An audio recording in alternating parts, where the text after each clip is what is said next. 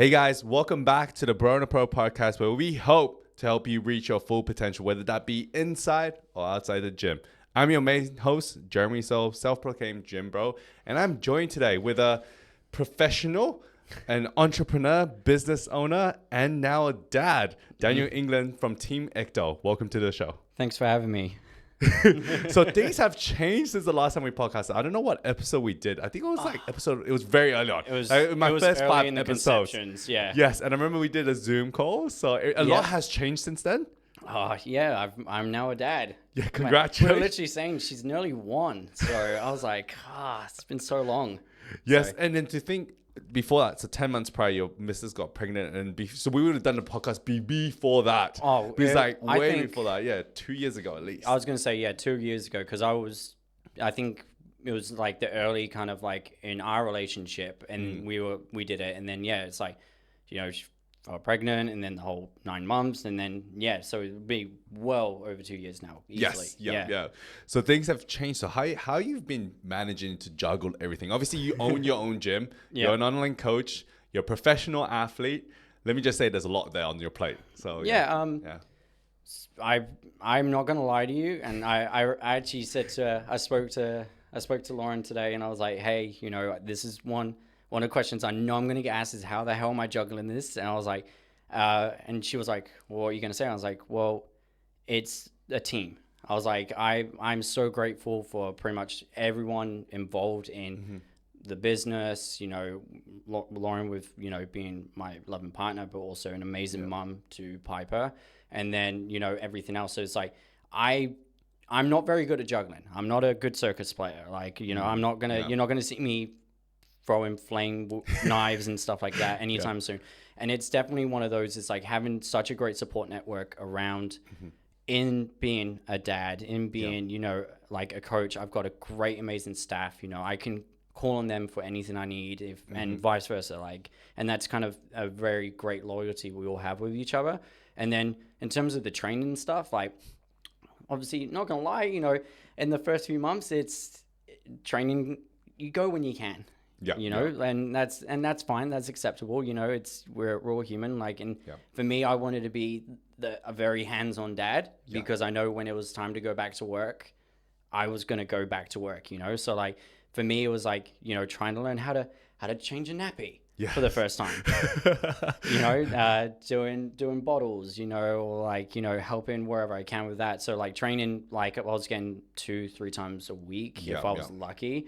Now it's gone back into full swing. So it's, 5 days a week training, eating right and everything like that. So it's, in terms of juggling, it's like, I always say it just comes down to what my priorities were at that time. Like my priorities were, okay, cool. Yeah, we got the pro stages and stuff like that. They're always going to be there. So like right 100%. Now, what's more important? It's like, okay, I want to be a great dad. I got to be a coach because even though I've got my own personal stuff going on, like my athletes need me. So that's second, and then like business kind of intermingles with that because that is the business, and then the gym just ran itself. Like I'm so grateful for like the team to just go, we've got you, enjoy your time, and then when you get back, it was pretty much just an easy hand over the reins. So so I think that's kind of like for any new dads out there, like that's going to be a big one. Is your network is so paramount with that. That's amazing. And it's all right not to be 100% in other areas. It's just like priorities are super important. And babies, I know they grow up super fast. Oh, yeah, man. Like mine's crawling around everywhere and like throwing balls at me and stuff. I'm like we read books now and she knows ducks, which is my happiest thing. She'll literally go quack. I'm like, yes, that's a duck, sweetie. Like that is amazing. So does she say ducks or just quack? She says both. Okay. Yeah. And I'm like, and dada. I won the dada to mama challenge. Oh, so yeah. Stoked for that. Congratulations. I was like, every time I'm like, dada. That's a better win than your pro card, right? Oh, fuck yeah. Fuck yeah. Like, my pro card was cool, don't get me wrong, but like, having her look at me and just go, dada, and like do a little wave, I'm like, that's everything. That is. Sorry. That is amazing. And so like, you built such an amazing team, right? And do you think that is the key factor in where you are right now? Oh, like, yeah. with business and everything. Yeah, Yeah. 100%. Like Yeah. there wouldn't be anything without the squad. Like, you know, like each one of them are incredible at what they do. They are super, super fucking talented. Like, and I apologize to anyone listening or watching if I'm swearing. It's just that's Oh, no, go. that- Swear as much as you want. We don't filter cool. anything, yeah. Yeah. I might say some words. But no, they honestly, like, they all just excel in exactly what they need to do. Like, their attention to detail is second to none. They give a shit, which is what I love most. It's like, it's all about kind of that client member like experience. Like, we want to make sure that, and I say to anyone who comes to me, it's like, my goal is to be the last person you ever fucking see. Like, you should know enough by the time you leave me to do this yourself. Maybe not to the 100%, because obviously you ain't got that someone accountable to hold your hand or like guide you in the right way to do things, but you should know enough to go, okay, that's how I play this. Like, this is, I want to lose some fat. Okay, cool. I remember when we did this, Dan, this is what you taught. All right, I'm just going to implement that. And then I get people still like years after we've worked and like, hey, I'm still lost all the weight. And I'm like, well, I've just won. Like, thank you so much. Like, because like coaching, we're like shelf lives, you know. We have that. we are a luxury commodity. So at the end of the day, like, with interest rates going up, we're the first thing to go. Dude. Yeah. I keep looking at that and I'm like, it hurts you the most, that I know. no, but like at the end of the day, that's exactly it. It's like we have to provide such a high level of service because that's what they're expecting, but also what they're paying for. And I feel like that's good coaching. Like, that should be the baseline standard today. Yes, So I agree 100%. and I know like every one of my guys is like, I'll go in later tonight and they'll either be on their phones doing emails on a call or actually training someone in person. I'm like, cool. Like it's all working like a well-oiled machine. So that's exactly what you need in a team or in any business. Is like people I know that I can trust wholeheartedly, that I can go off and do, you know, a podcast, for example, or, you know, I'm home with my daughter and my partner for the day, and it's like everything's okay. Like I don't have any nervousness or like I'm not stressed about anything that's going to happen. It's like, and if it's anything like does just happen, put trust in them. Yeah, like, you know, I trust them wholeheartedly, and I, you know, fingers crossed it goes the same way. But yeah, that's it. So I'm super grateful for everyone, really. I love that. I love that you focus on helping, like being the last person you see. And that's something that I personally love as well, because I feel like, you know, having clients get the results they want. The only reason I'm still there is only because you maybe just want that accountability, or you just want someone there in your corner to tell you what to, because they know what they're doing, but they just don't really. They're like, oh, I'd rather still have you tell me what to do. Yeah, and You know? or even they go, cool, we reached this goal. This is the next one, and you go, okay, I like that. Like let's. This is how we map this one out. And it's like. I always kind of say it's like coaching is like the catalyst. We know how to move things a little faster than if you did it by yourself. It might take you 18 months to do it by yourself. You still get there, but if you want it a little bit quicker, we could probably do it in maybe like 10 to 12. You know, and then that gives like, but along the way, you learn a lot more in that process. It's more about, you know, empowering the client to be able to have the confidence to do it. And then you only really get texts when something, they're like, I've thought about this and it's still not working, or like, I don't know the answer. What do you think it is? And then we can go, all right, let's brainstorm it together. Like, and it becomes a teaching 100%. Lesson then, rather than like me going, all right, do this. It's teamwork. The biggest thing about coaching is teamwork. I got this quote and I don't know who I got it from, but it's like, coaching is a relationship, it's not a dictatorship. Oh, lovely. Yeah. That sounds, I don't know if that's a Richard one, actually. It might be a Rich. Hey, Rich, is this your... Hey, let me call him. Call him and ask him. Let me call him up and be like, yo, did you say this? I feel like that sounds like, I feel like it might have been. Yeah.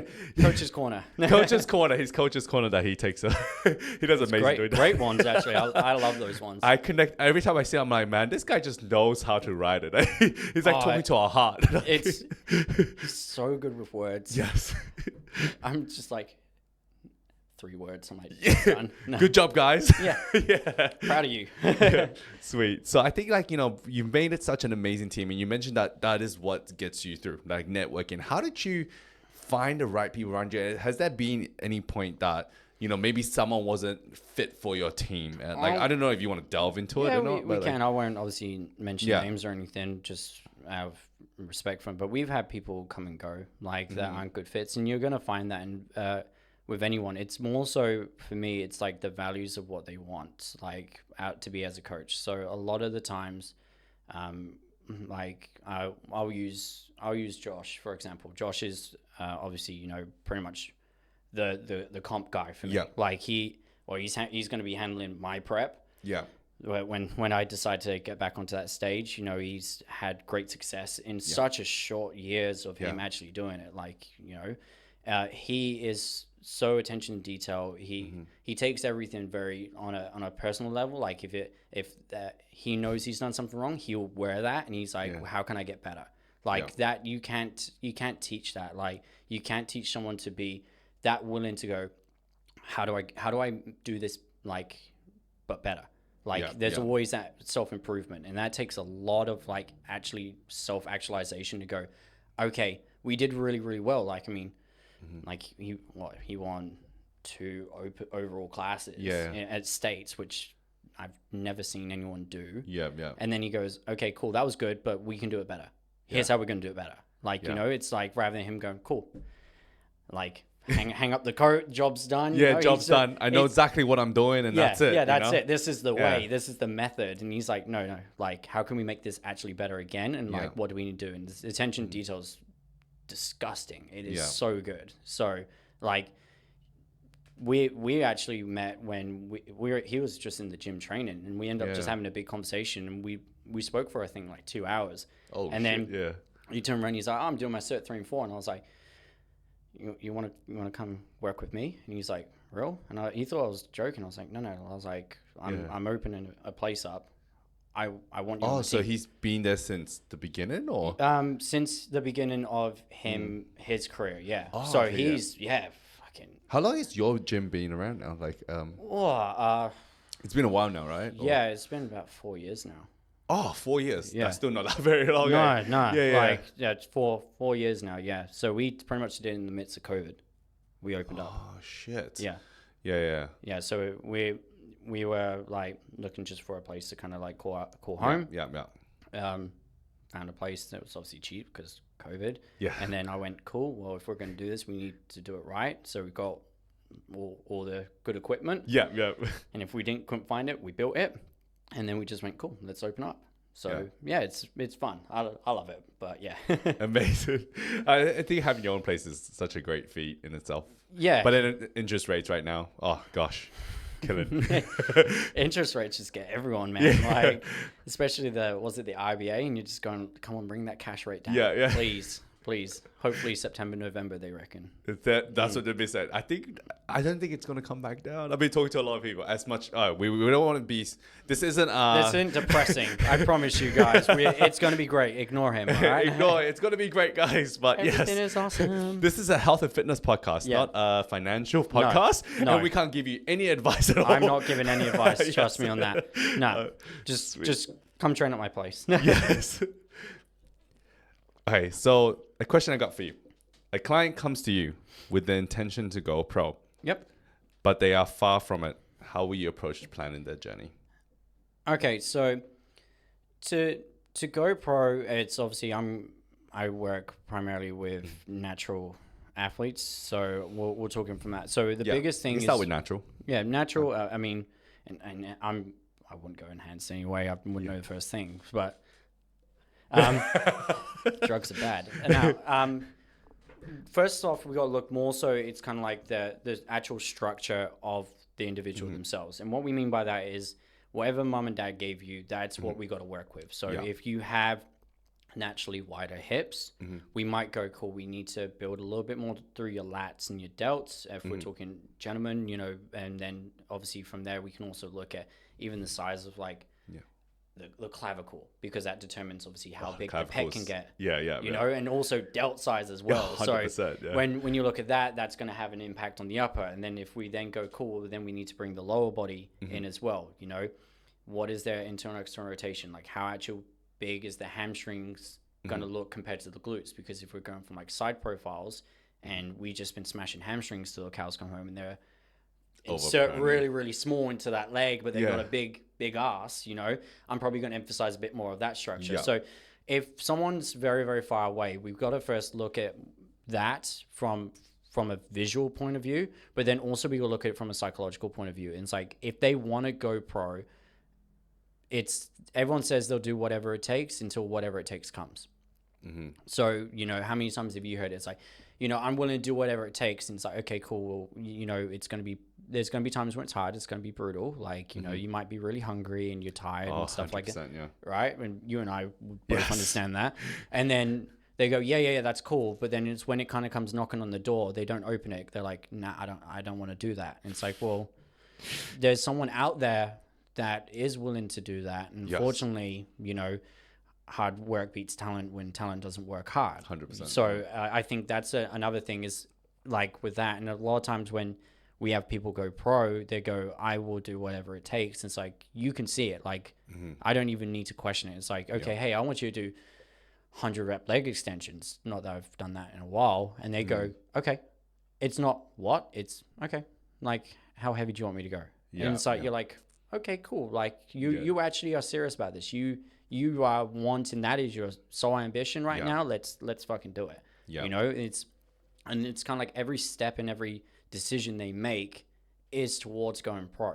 Yeah. It's like, so if they go out for like dinner, for example, they're not eating what the other people are. They've got their own container and they've just asked it to be heated up onto a plate. Like, that's kind of the difference I find with a lot of people that go a far way away and they go pro. It's like their actions show their priorities. Yeah. And that's probably what I'd say from that point. And then obviously, you've got the basic, let's see how lean you can get first. Like, let's introduce you to dieting. Let's grow enough tissue to make it, you are competitive. And then it's cool. Where do we fit in the divisions as well? Yeah. All right. And that obviously will depend, So if you've got someone who's, smash the legs with them as many times as you want and they do not grow, we might not show the legs. We might put you in some board shorts, and that's the division you're going to go pro in, But if they're solely like their heart is set like, on I want to do this division, then it's like, okay, the show's whenever we're ready. Like, it might take us 1 year, it might take us 10 years. Like you'll be ready when you're ready, because that's when you step on that stage. That's when it's we know you're pro contention. Do you think it's important then that, for example, let's say, someone's that, maybe don't has enough muscle and they want to do maybe like, let's say their dream is, I want to do class physique, but they're going to get out muscled, right? And then you probably know that their journey is probably going to be like, depending on how fast they put on muscle, maybe 2-3 years of consistent training. Do you think it might be important somewhere to throw maybe one show in there just to get them some experience? Or do you reckon that because let's say, for example, they're super motivated right now. They come to you like, hey man, I want to turn pro in classic physique. Like, that's my dream. Like, I've been wanting to do that. But then they almost don't see that hard work. So you're like, okay, you have to wait 3 years. And they're like, 3 years? My kind of thing is and it's great that we talk about like the motivation, because motivation and discipline, two different things. So if you're telling me that your sole ambition, your dream goal is you're going to be classic, and someone comes up to you and goes, it's going to take 3 years, I'm not putting you into a show. Yeah. Because you told me that is it. Like, your motivation, like, you might be hyped when you start up and, you go, wow, training's really good. Oh my God, the pumps are sick. I'm looking so great all the time. And then it's like, I want to do the show next year. And we go, well, that's not part of the plan. Yeah. Like, you told me you wanted to go pro. If I put you in the show and you get fifth, or say fifth, and they go, are you going to be happy with that? Because that's not pro. Yeah. Is that going to actually demotivate you because you didn't get where you wanted, but you went to a show? It's like, I love show experience. I love that show experience. 100%. Like, you do need a bit of experience getting onto that stage. Yeah. But why don't we get you into some of the group posing? Yeah. Because that's going to give you a little bit of a sense of like, where do I actually sit with the guys who are going up in this show soon? Do I have enough size? Or you go, wow, I'm not actually, like, I need a little bit more on my chest. Yeah. Okay. Yeah. I'm going to work on that. Like, I'm going to make all my sessions a lot better when I'm doing that, because these guys are getting ready in like 12 weeks time. Yeah. I don't have that muscle mass just yet. Yeah. Like, you know what I mean? Especially when we're talking like the classic physique division. Yeah. Like, it's all about shape and structure and having a good degree of muscularity and condition. So you kind of need the best of everything, but not being over muscled as a bodybuilder. Yeah. Yeah. So that's where we go, okay, well, that takes time, man, you know? And again, you might not have the prettiest of structures, so that's going to take you even more time. And you've got to be okay. Whatever it takes them, let's say, for example, worst case scenario, they're not genetics wise, they don't have the best genetics. They might take 5-6 years, let's say. Do you think someone will, I mean, like if their dream is to do that, like, do you think 6 years is, do you think maybe 3 years, maybe do a show just get some experience? It took me 7 years to go pro. Yeah. Like my first show I came dead last. You know what's crazy nowadays? The people who are like, oh, I lost my show, I'm like terrible at this. And they just like, they want to turn pro and they turn pro the second show and they're like, oh, and you're like, man, it took you 7 years, right? Yeah. 7 years to turn pro. I got photos of like when I first did it. And I showed people, and I'm like, "You think you're bad? Go tell this guy." Like, he got told that he was good. Like, and I'm there going like, "No, I am not." And like, and then I think they get mad at coming second, and you're just kind of like, well, like I get it, but like you still just this is just a start, you know? If you did second your first show, that's fucking incredible. Yes. Like. You know, especially with like the evolution of how it's going. Like it used to be back in the day, it's like you could do a 12-week prep. Oh yeah, bro. 12-week prep, that was the preps I used to do, man. You know, 12 weeks. I used to be just like blue.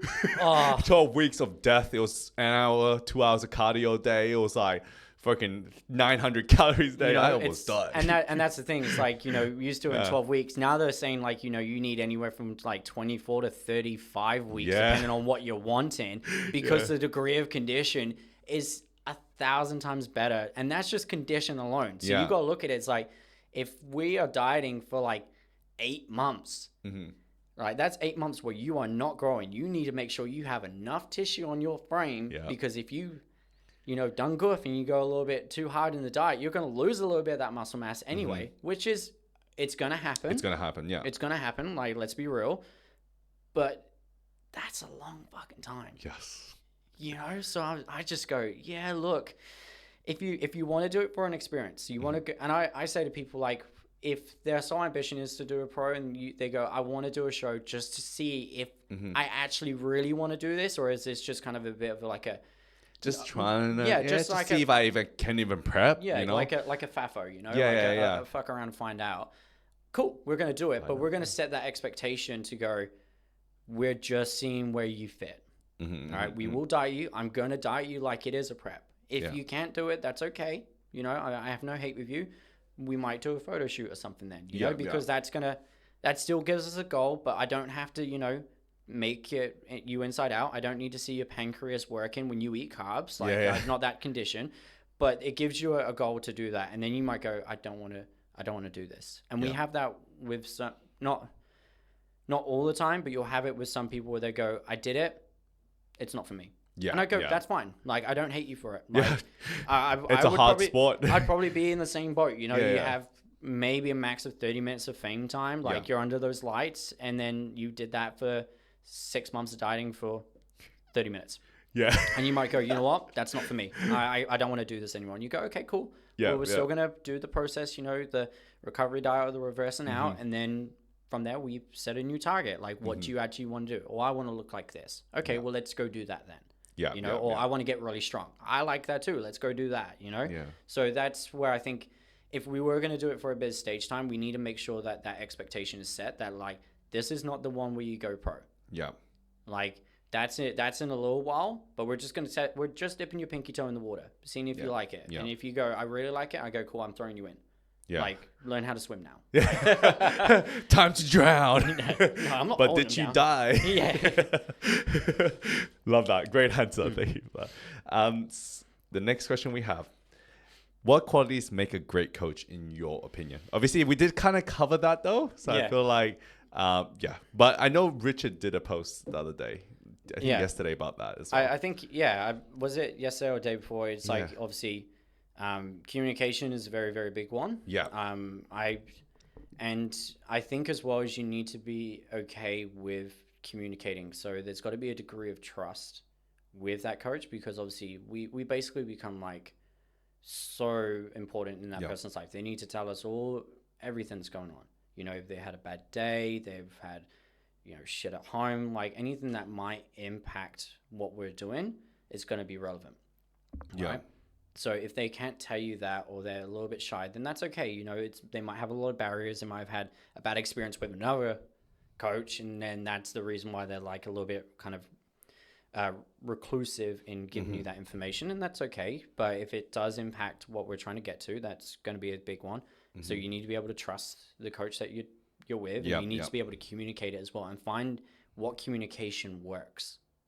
Okay, like I'm not very big on like the text and stuff. I'd rather send a voice memo, or I'd rather call you or see you in person. Like, and everyone knows that, like who I work with. Like if you get a text from me, it's rather short, and it's not being blunt or anything. It's just I go, cool, this is the information. If there's something really big going on, I'm going, okay, when you're free, let's have a conversation. Yeah.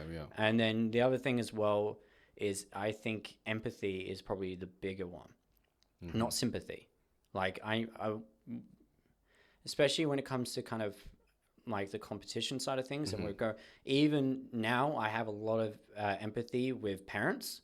Being one myself now, like and you'll know it, like say you have a mum or a dad who's with you, and you've given them 4 days of training and they done 2, and you're going like, oh, come on, it's 4, like that's easy, like you know, it's not 5, and it's like you go, yeah, but my kid was sick, I couldn't take him to the creche, like what did you want me to do about it? I'm like, man, I understand wholeheartedly like what you're going through right now, like here's how we adjust for it, like and being able to go, I feel where you're at, but like not the sympathetic. It's like, oh, like, because you're already probably feeling a little bit sad and bad about it. I'm going to go, look, I understand. I hear you. I see you. This is what we need to do for next time. So then it's that communication. I'm not bringing them down. I'm not making them feel like crap. It's going, okay, cool. You've had a bad time. This is what we need to do now. So I think empathy is probably another big one. I think like not every coach needs to do like a show or anything, but they need to know what dieting feels like. They need to know what kind of training feels like as well.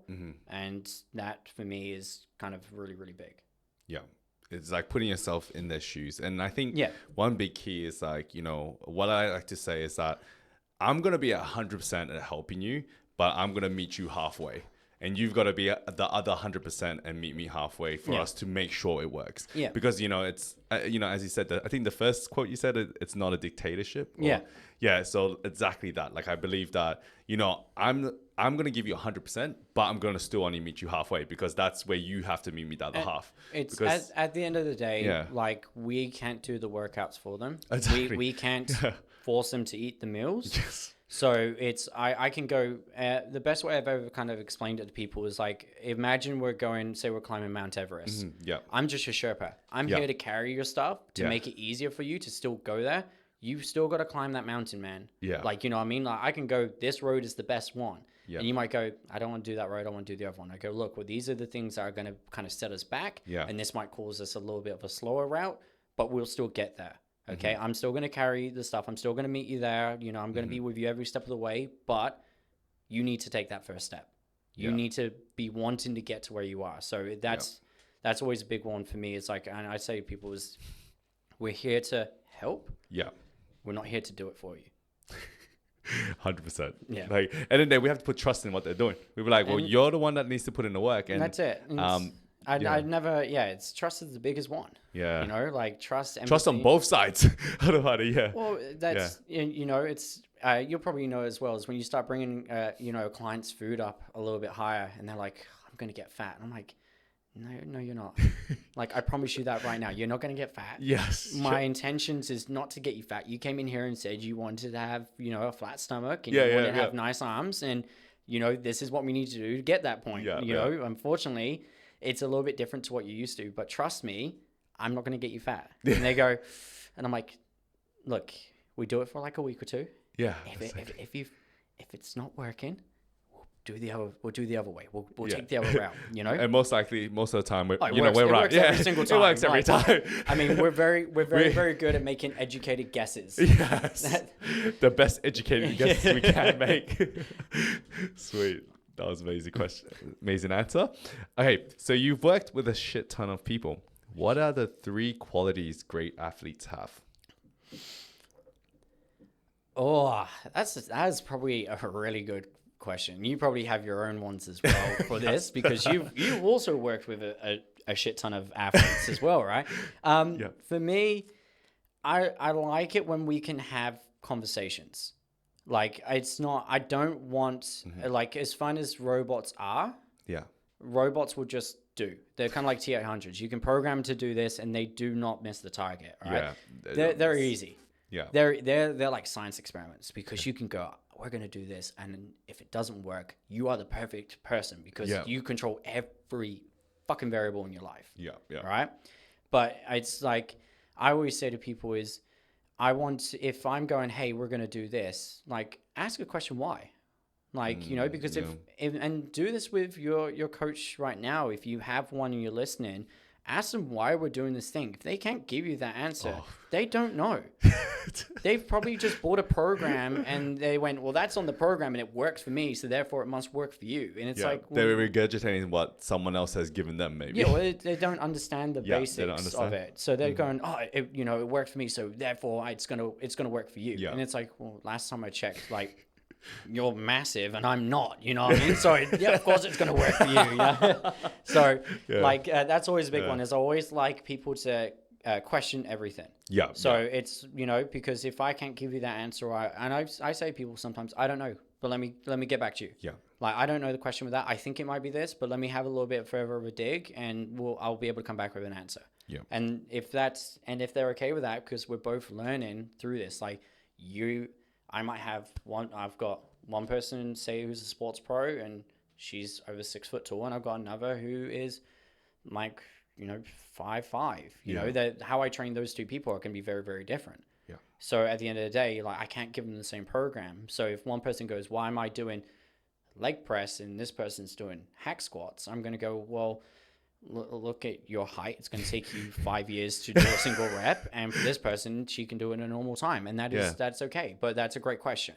You know, second one with that is communication. Great athletes always are able to communicate, and they're always open to what you say as well. Like, it's not a shutdown. Yeah, you know, like you'll have conversations with your people, and you go like, "Hey, how's everything going?" And it's not like it's shit. It's you go, well, what's going on? And it's like they don't answer you, and it's like, okay, well, I'm trying to help here, but it's like an interrogation now, and that just causes like resentment and anger. They know the exact details of what to say. And do you think there's a point of oversharing at some point as well? I think we got to keep it relevant. Yeah, I think communication needs to be relevant. It's like, if you've had a bad night's sleep, I don't need to know why you've had a bad night's sleep, unless it's like, you know, relevant to what it is. So if you go, I forgot to take my sleep stack before bed. I go, okay, cool. Well, we know what that is. Let's do it tonight. But I don't need to know that you are going out partying till 2 a.m. and because of that you didn't get a good sleep because you had to get to work at 6 a.m. And then they start talking about the girl they met, and like, you know, you're like, I don't need to know that. I'm happy. I'm happy for you. Great job. Like, you know, like, keep it relevant. To you, but that's not relevant for what we need right now. Okay, so so definitely those two. So being able to ask questions, and obviously that kind of communication and trust between it is probably going to be the most relevant ones. But also as well is I'll probably say more discipline over motivation. Like, motivation's fleeting. Motivation's only there when life is good. It's not there when it's down. Like, great athletes rely more on the discipline and hope the motivation comes later down the track. Whereas I find everyone who relies on motivation too much, it's very up and go. It's like the ocean. It comes in and it comes out, and you don't know when you're going to get it. So I think they need to be disciplined. And we're not talking like hyper disciplined, where it's like, again, we've got the T800s. We're talking like they just do the basic necessities that what they need to do. They tick those daily boxes. It's like, wake up and brush their teeth every morning. Yeah, exactly. We wake up and brush our teeth. We don't know why. Never, you know what I mean? Yeah, but we do. Yeah, and that's because it's been regimented into us for such a long time. So if we go, I wake up and I, you know, go to the gym in the morning, even if I didn't want to, you know, why? I don't know. It's just what I do. Yes, exactly. You know, to me, I'm like, great. You know, I can work with that a lot more than, I didn't want to today because, you know, I had a poor night's sleep. It's like, just go there for 10 minutes. Yeah. If you hate it after 10 minutes, leave. Yeah. I'm not going to stop you. You know, if you know you're going to have a really, really shit workout, I don't want you to do it for the sake of fucking doing it. I want you to go in there and go, okay, cool. I feel good now. I've kind of got out of my funk, and now I'm going to start moving some weight. Lovely. Yeah. Those are some good threes. What's your 3? Oh, no. Oh, Oh. you can't throw it back on me. Oh, give me But- one. Give me one. Come Oh, on. that's a tough one. I didn't even think about it. There's so many things, but I think the number one thing is teamwork. Teamwork? For me, it's teamwork. Like being able to work together as a team. Yeah. Like have faith in each other, have trust in each other. To me, that's the most important part. Like aspect of coaching anyone. That obviously the best athletes will be like, that's it. Because like either they're going to communicate, they're going to be transparent, we can have a conversation. They're going to put faith and trust in what we're doing. Yeah. Instead of like questioning. Questioning is fine, but if it's like, you know, in a way it's not, it's like bad question, like, oh, should we just do this because someone else is doing this? Yeah. I'll be like, you shouldn't look in that sort of aspect. Yeah. Yeah. I actually thought of another one while you were saying that. Sorry. Yeah. There's many actually. It's probably a good one. Yeah. So that I find that they're more process orientated than goal orientated.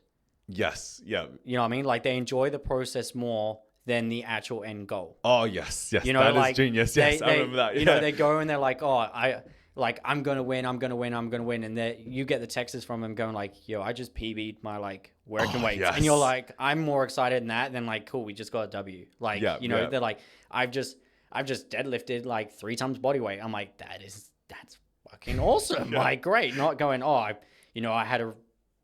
I came second, you know what I mean? Or I won it first. It's like, okay, cool. They just enjoy training. Yeah. That's the most important part of all It's this. like great athletes, literally, it's like, it's just their daily boxes. They just do it day in, day out. You know, they talk all the time. They focus more on the process towards the goal. And I think that makes it more enjoyable because they're really happy to kind of like do it rather than going, I didn't hit the goal. Yes. And it's like, okay, that's fine. But did you enjoy it? No. It's like, well, because you were too focused on the goal, you didn't get to enjoy the roses in the garden as you walked it. Exactly. But sometimes it happens to all of us. Oh, I think, to be fair, like, as much I totally agree. But I think the goal gives you that drive, but then you almost forget to stop at small roses sometimes. The goal gives you the drive, and everyone needs to have that drive because otherwise we don't have it in life. You know what I mean? Like everyone, whether it's like personal, professional, like we need to have some degree of drive because that's, again, sparks the motivation, but its motivation doesn't keep us going. It's the discipline to do so, and it's being able to enjoy the process. Like you and I, like when we train, we might be stuck on the same weight for so long, but we don't give up. Yeah, so we're stuck on a weight for like fucking 3 months, 6 months, and I'm like, I'll just be doing the same weight for a long time. And then one day you just kind of break that plateau, and you're more happier about that than oh my god, it's one step closer to goal. You're not, I just beat that. Like I'm gonna beat it again next week now. Watch me. Like this is, I've just broken through this shit. I'm just getting warmed up now. It's like people who, like, let's say you do the same weight on like a squat or bench press, you keep the same weight, but then each week we're looking to be like, how do I do this a little bit better? Even if it's the same amount of reps, same weight, we're just trying to improve it so that way it feels easier. You know, like it's like, can I make that look smoother? Like with the first one was like really janky and it was shaky. Other people still focus on, I need to lift more weight, I need to do more, and they sacrifice their form and technique and all that just to lift that little bit extra weight. Progressive overload, bro. Progressive overload. Yes. It's just do more weight, right? Yeah. It's half reps. Don't. It's like going on the progressive overload thing. It's actually like progressive overload of stimulus. That's what it is. Yeah. Like it's not progressive overload in terms of weight performed. It's like, okay, cool. Yeah, I can add more weight to the bar each week if I can. Technically, my training like level is I'm a beginner. Yeah. Because I should not be able to continually add weight to a movement every week. When you think about kilos even, no, you know what I mean? Like, so if we're there going like, oh, I've added 2.5 kilos again this week, and I'm continually doing that each week. Either one is a brand new movement. I have no clue what I'm doing. Yeah. Or two, I'm a beginner still in training, and that's fine if you are. But like if you've been training for a very long time, intermediate to advanced, you should be like, you're staying in that weight for a while. Yeah, you're celebrating it when you beat it in like a month's time, and you've been doing that probably 3 or 4 times in that time period. So that's definitely something to be aware of with that. So love that. Sweet. All right. So when you started your business, did you ever think it will become what it is today? No. Hell no. Yep. Oh no. Like when I started, so I've been doing it now for. Were you at a different gym before?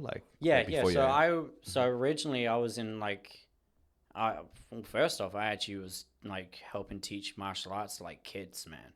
Like that's it, and then through kind of working there and obviously I'll give a shout out to Wayne and Sandy Spear for that, because they were amazing to me. They literally went, someone's looking to do personal training for weight loss. And I was like, I have time.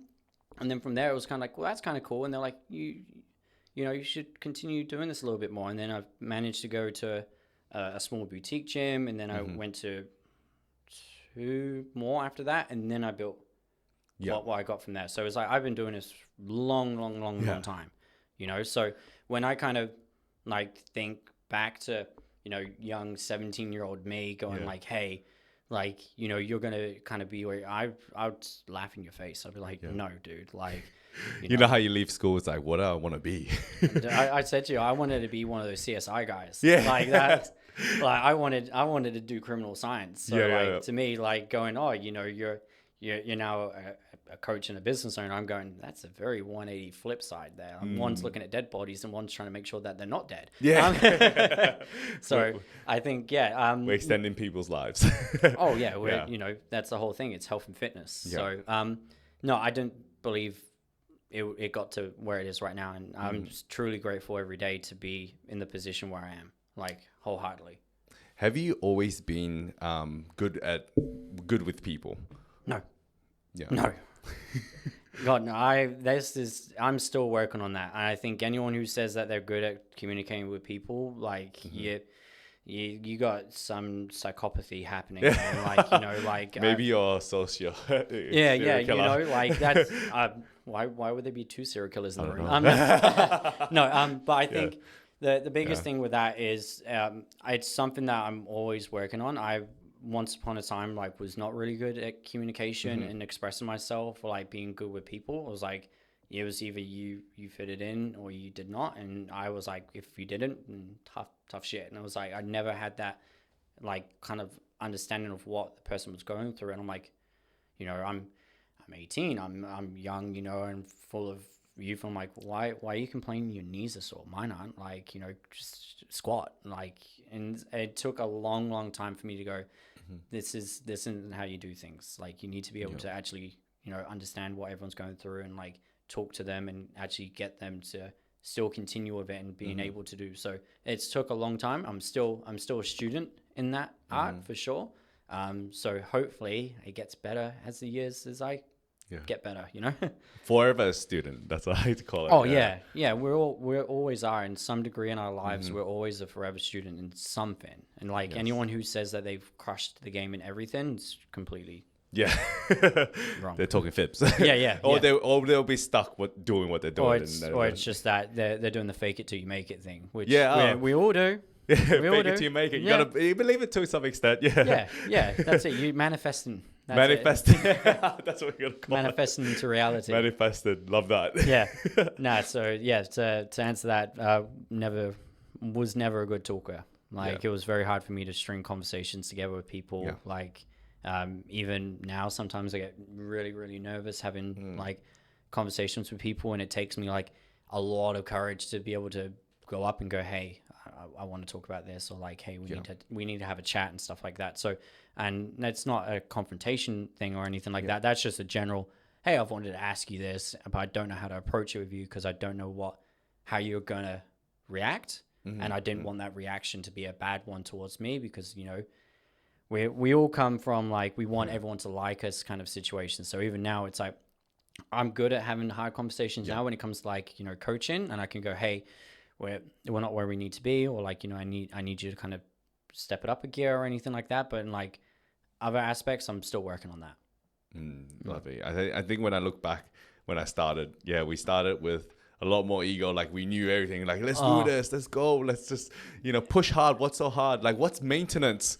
Like how do you train maintenance? Now I'm like, oh yeah, I know what maintenance is. Maintenance is my friend. We are buddies for life at that point. Like we still train hard when we're in there, but we don't need to train. We just don't train. Like I said, like when when I had my little girl and stuff, like I was training 2 or 3 times a week. I was still training hard in that 2 or 3 times. Yeah, exactly. But it was just not as frequent as what it was if I wasn't, you know? So Exactly. like, yeah, it's, I still train hard. It's just, I know what maintenance volume is now. Yes. And I'm It's like a when someone knee says, okay, we need to figure out why your knee's hurting. How can we help fix this? Yeah, You know, it's- not like just do it. Yeah. So just keep running, bro. Like, that's how we lose weight. Like, yeah. It's not easy. What's so hard? Oh, the good times, the good times. fun times. Okay, so we got some tips that I want you to give to our listeners. What are your top 3 tips for everyday gym goers or athletes on their health and fitness journeys? Okay. I think we'll need to break that into the 2 separate, because I think athletes and everyday people. Yeah, I don't know if you agree with me. No, but I think do agree. Yeah. The everyday person, find what you like to do and just do that. Be really good at doing that. Like, if we're trying to improve health and fitness here. Like, if you get told your heart rate's a bit too high, blood pressure's too high, and they tell you to do cardio, and I for one do not want to go on a treadmill for hours at a time to try and get fit and healthy. But I might like going to the beach and going for a swim or something. I actually was chatting to a gentleman today, and he's like, I love jiu-jitsu, and I was like, that's pretty taxing. That's quite cardiovascular. Yeah. How about we just keep doing that because you like that? Like, that's something that it's finding what you enjoy and maximizing on that. So it's like kind of doubling down on what your enjoyments are and trying not to do what doesn't bring you joy. Yeah. Like, I think that's a really kind of good one, because if, I love to deadlift. Yeah. I'm going to make sure deadlifting to some variations in my programming. 100%. Yeah. It's lifestyle. Yeah. It's, because I like picking up things and put down. I'm not very good at bench pressing though. Yeah. I know I need to do bench pressing more. So that's obviously still in there, but that's because that's more the athlete kind of one. But if I'm going, hey, I'm done competing. I'm doing this now for a lifestyle thing, doing what I love to enjoy. It's, this one might upset a few people, but eating like an adult, and I mean that in a very lovely way, Macca's is not adult food. That's, that when you're young and you're playing AFL. Are you sure? Big Mac? No, I'm talking that chicken McMuffin and the breakfast. That's the secret. But like, they used to give you those vouchers once you finish like a little Oz kick, man. What I mean? Like, it's a treat. So making sure you do eat, some sort of protein source, whether that be animal or non-animal based, depending on obviously your choices. Again, do what makes you happy. Making sure there's plant matter on the plate, and then some sort of carb and fats in that meal. That's an adult meal. It's kind of like the shit your parents told you to continue eating. It's like, eat your broccoli, and you're like, I don't want to fucking know it. Now you're like, yo, I probably need to eat my broccoli. Yeah. And then my other one as well, it's for an everyday person, is making sure that we actually do get adequate sleep. Yeah. Like, when you look at the research on it, like, I mean, shift workers is actually carcinogenic. Like, it's classed as carcinogen. Like, shift work, when you are disrupting sleep cycles, it's actually been shown to lead to more kind of bad cases of, like, comorbidities and stuff. We spend on average a third of our lifespan in bed. Like 8 hours a night if you look at it. So if I'm going, like, if there's one thing I can do really well, it's train to what I like, making sure I eat like an adult, and making sure I'm getting a good amount of sleep. Even if I can't get a lot of it, making sure I get good of it. And that comes down, like, anyone should be able to do that, like, unless they're doing shift work. If you're doing shift work, that we have such great technology in today's day and age that we can make that work a little bit. It's just a little bit skewed in, blackout curtains. Blackout curtains, perfect. Blackout curtains. Amazing. I've got them, man. They're life-changing, like making sure we're in a nice, quiet, cold room. Like, that's, we can do that. We can still get good sleep in, like, and by doing that, that's actually going to improve performance. They've actually shown in dieting, it actually retains more lean mass than if you slept poorly. It also doesn't, what they found was it actually, and this is a little bit nerd, I do apologize everyone, but it actually causes a decrease in the prefrontal cortex, which means you have poor decision making and judgment right? Okay, that's if you don't sleep well. If you don't sleep yeah, well. Yeah. Okay. But it's also been shown that we actually tend to want to eat more. Yeah. Okay. Like, I don't know about you. You've done a long day of work. It's like Yeah, 11 so, o'clock at yeah. night.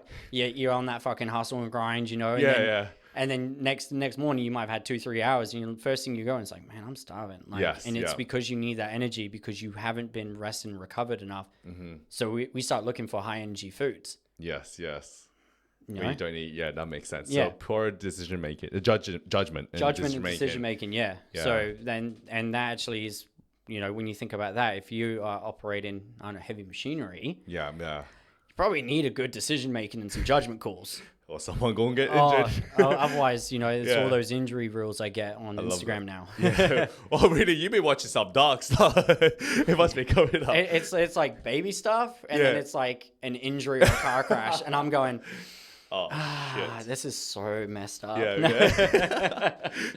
Oh So, my gosh. For the athlete Yeah. though, the athlete's one where it's kind of like the top 3 tips is I can encompass it in pretty much one. It's like do the bare essentials very, very well.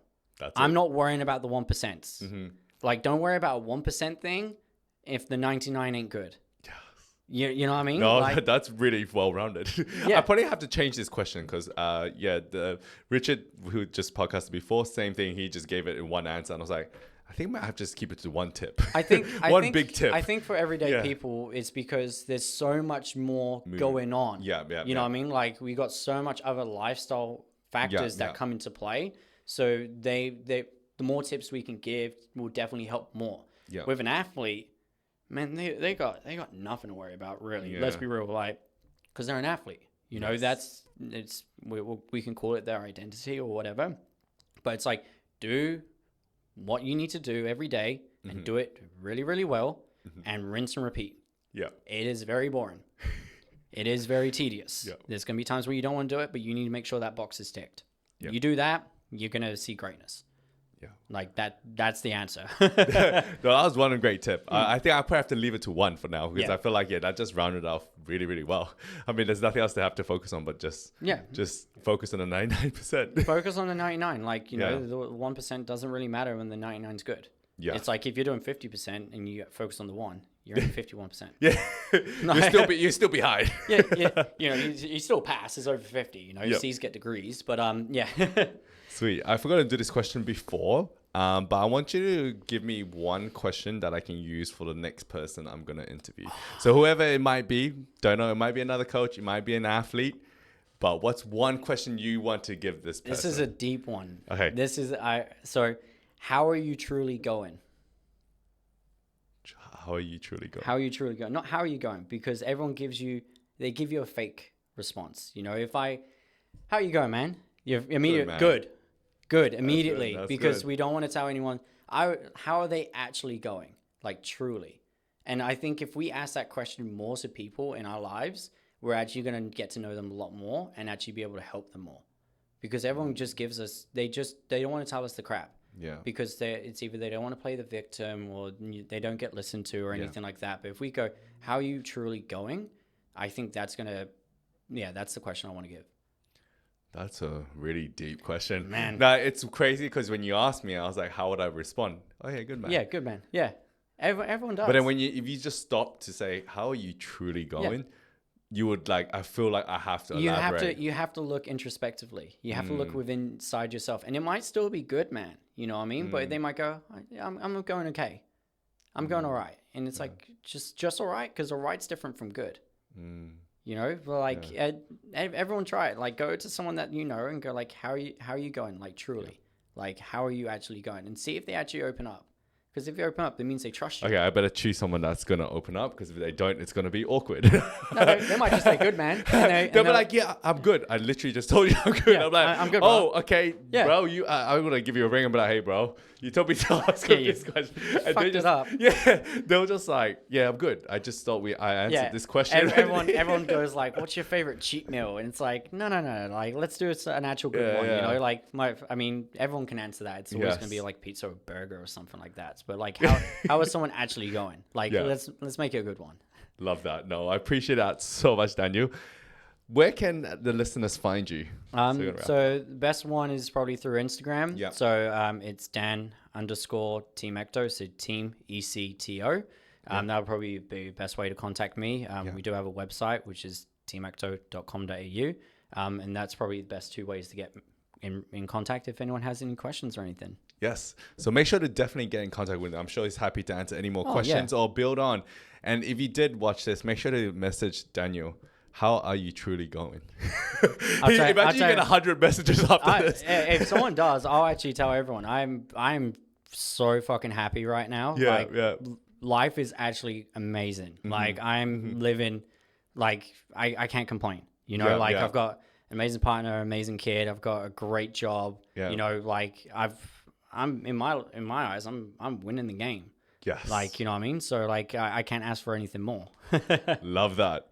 Thank you, Daniel, so much for today. And I'm sure we're gonna probably see you in the next podcast, in the future podcast, for sure. We should get a collab happening. Me and Rich. Are you ready for that though? Richard, let's do it. Here we go. I did ask before. I know. But then Richard gets worried that you guys, it might just go to shit. We'll just get it banned. And then I'm going to get the shadow banned. You're going to get shadow banned? No, it won't be bad. I mean, we've been friends for super long. Too long. So it would probably just be us just shooting shit with anything. So I'd definitely love to be the host of that. So I'll make sure to do that. If you guys are 100% keen, Richard, if you are listening, we're making this collab happen. I'm inviting you. Yes, and it's going to happen. Well, guys, if you enjoyed this podcast, make sure to share it with your friends and your family. And if you do have any questions for Daniel or myself, feel free to shoot us a message and we're more than happy to answer them. But this is Jeremy So signing out. See you guys in our next podcast. Bye. Thank you.